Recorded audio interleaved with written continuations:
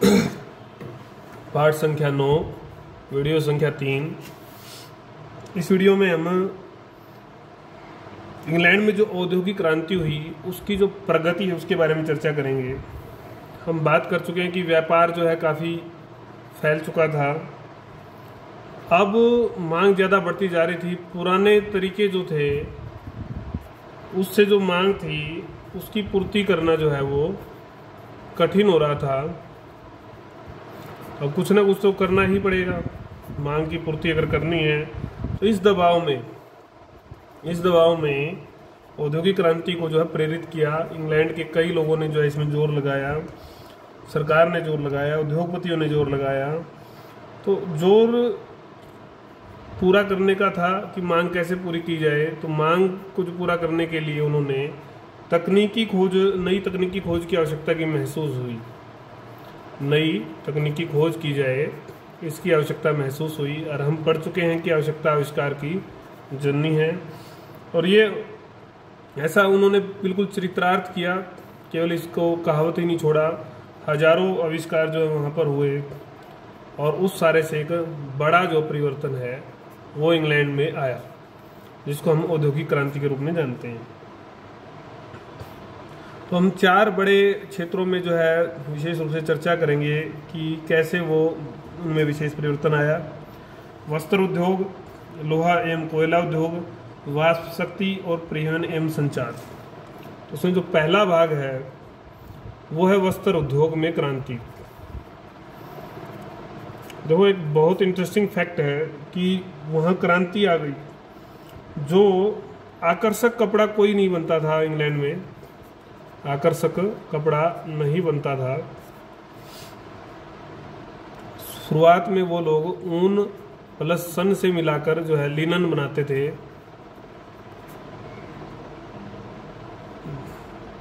British east India company के जो व्यापारी थे वो भारत से आयात करते थे कपड़े का, क्योंकि हमारा कपड़ा जो है उत्तम किस्म का होता था। इसके कारण से वहाँ के व्यापारी हमारे कपड़े से, हमारे लोगों से काफ़ी ईर्ष्या जो है वो करते थे कि क्योंकि उनको इसके बदले में खूब सारा सोना चांदी जो है देना पड़ता था कपड़ों के बदले में। रॉबिन्सन क्रूजो नामक एक उपन्यास का लेखक भी यही शिकायत करता है कि भारतीय वस्त्र उसके सैन्य कक्ष में घुस आए हैं। मतलब इतना जो है उनको चिढ़ थी, जबकि उनको लेना भी वही था। इतना ही नहीं, इसलिए वहाँ के निर्माता इंग्लैंड में ही वस्त्र बनाकर सूती वस्त्रों की इस बढ़ी हुई मांग को अत्यधिक लाभ कमाना चाहते थे। तो अब वो क्या चाहते थे कि इंग्लैंड में ही वस्त्र बनाए जाए और वहीं पूर्ति कर दी जाए और उससे लाभ भी कमाएं, और वो भी लाभ भी कमाएं तो वो भी पहले से ज़्यादा हो। तो ऐसा वो लोग चाहते थे। उसके लिए उन्होंने कुछ रणनीति अपनाई और कुछ तरीके अपनाए, कुछ नई खोज की। उसमें से पहली बात क्या थी, जब भारत पर उनका अधिकार हो गया, उपनिवेश बना लिया या और ऐसे देशों को उपनिवेश बना लिया, तो वहाँ से वो कच्ची जो कपास है या कच्चा माल जो है वो ले जाते थे।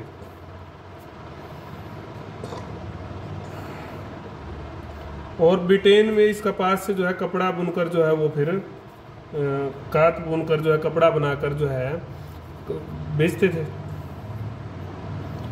लेकिन उत्पादन अब भी बहुत कम था। परंपरागत जो मशीनें थी उनसे जो है उसकी पूर्ति नहीं हो पा रही थी। तो अब कताई और बुनाई के क्षेत्र में नए आविष्कार हुए कताई और बुनाई क्षेत्र में, जिससे की क्रांति आई। और फलतः जो एक देश जो अभी तक आयातक था, ब्रिटेन एक बड़ा आयातक था, और वो अब निर्यातक बन गया, विश्व का सबसे बड़ा निर्यातक बन गया। बल्कि कपड़ा बाजार का जो है सबसे बड़ा निर्यातक विश्व में ऐसा बन गया। कैसे बना वो, उसका भी वर्णन हम करेंगे। क्या फैक्टर थे जिनके कारण से वहाँ पर ये उत्पादन करना संभव हो पाया कि वो इतना कपड़ा बनाने लगा कि वो भेजा भी जा सकता था। फ्लाइंग शटल का आविष्कार। फ्लाइंग शटल जॉन के, ये 2 अंक में भी आपका प्रश्न आ सकता है किसने आविष्कार किया। कई कंपटीशन एग्जाम में भी ये आपके आ सकता है। तो आप इन को थोड़ा किसने क्या जो है आपको आविष्कार किया, तो इनको आप थोड़ा ध्यान से देख लें। 1733 में उन्होंने खोजा था, सन चाहे कभी याद हो कोई बात नहीं। इस लकड़ी की मशीन से बुनाई में तेजी आ गई। लकड़ी की मशीन थी, बुनाई में तेजी आई। दुगना कपड़ा बन सकता था, अब बुनकर दुगना कपड़ा जो है बन सकता था। और कपड़े की जो चौड़ाई थी वो भी अधिक हो गई। लेकिन अभी भी सूत की जो कताई थी वो धीमी ही थी। कताई अब भी धीमी। अब कताई का भी इलाज किया जाएगा। जैसे जैसे जो जो समस्या आती जाएगी उसका जो है निदान वहाँ के जो भी लोग हैं इस सारे क्षेत्र में लगे हुए वो करेंगे। फिर स्पिनिंग जेनी आती है, स्पिनिंग जेनी।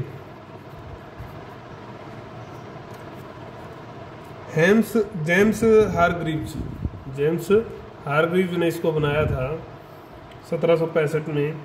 कातने का था, स्पिनिंग कातना होता है, कतन जेनी जो था, इसके साथ क्या होता था कि 8 या 10 तार जो है एक साथ काते जा सकते थे।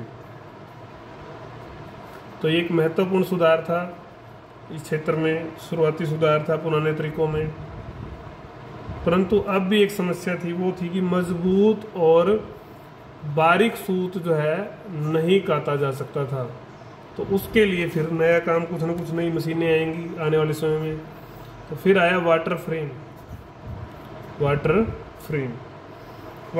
की अगर हम बात करें तो रिचर्ड आर्कराइट नाम के व्यक्ति थे। 1732 से 1792 में इनका काल रहा। धागा काटने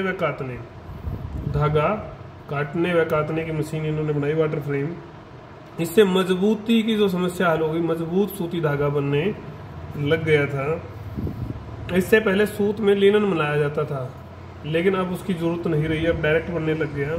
ये मशीन जो थी ये जल शक्ति से चलती थी, तो इसलिए इसको जो बड़े नदी का या पानी का बहाव था तो नदी के किनारे जो है इसको लगाया जाता था कारखानों के अंदर। तो फिशर नाम के एक इतिहासकार क्या लिखते हैं इस बारे में, वो लिखते हैं कि आर्कराइट ने महान सूती उद्योग की जो है नींव रख दी और कारखाना व्यवस्था को जन्म दिया। कारखाना व्यवस्था को जन्म देने में इसकी बड़ी भूमिका थी, इसकी आर्कराइट की।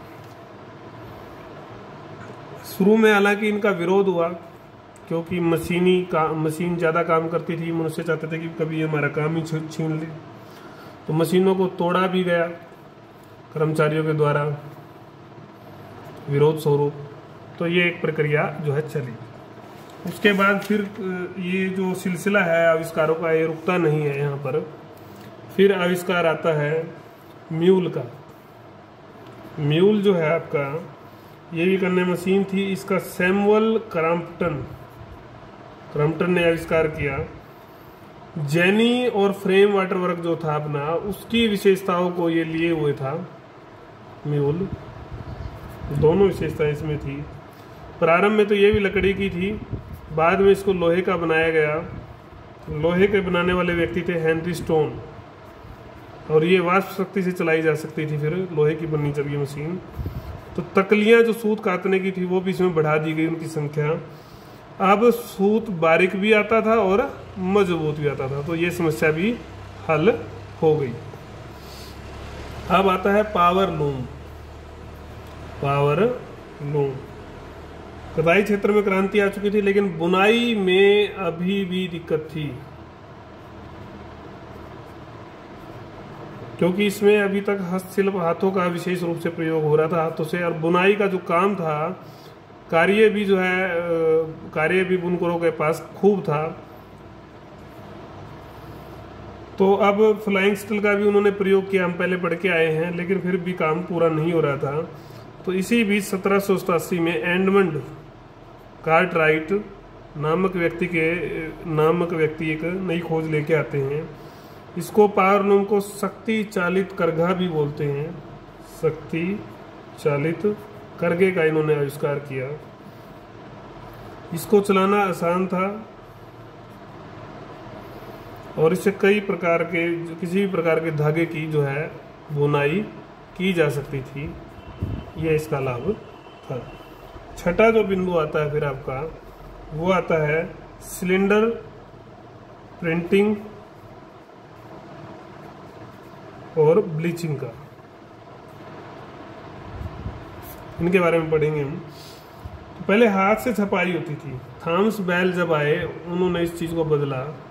थॉमस बेल के व्यक्ति के जो प्रिंटिंग का जब तक आविष्कार उन्होंने नहीं किया था, उससे पहले हाथ से छपाई होती थी, अब मशीन से होने लगी। तो इससे प्रक्रिया जो है तेज हो गई थी। और इसी बीच फ्रांस के एक व्यक्ति ने ब्लीचिंग प्रणाली की विकसित की। ब्लीचिंग क्या थी? कपड़े को जो सफ़ेद करने की एक प्रक्रिया थी, ब्लीचिंग उसको बोलते थे। जैक गार्ड ने जो है 1801 में छपाई की अनुमति कर ली। इस तरह से बढ़िया जो है कपड़ा निर्मित होने लग गया। उसके बाद जो 7वां आविष्कार है वो था आपका कॉटन जीन का। कॉटन जीन की अगर आप बात करते हो, सूती कपड़े की बुनाई या धागे की कताई में तीव्रता आने के कारण कपास की कमी हो गई थी। कपास की कमी हो गई थी क्योंकि जो बिनोला जो निकाला जाता था, बिनोला समझते ही होंगे आप, बिनोला निकालने की जो प्रक्रिया थी वो धीमी थी।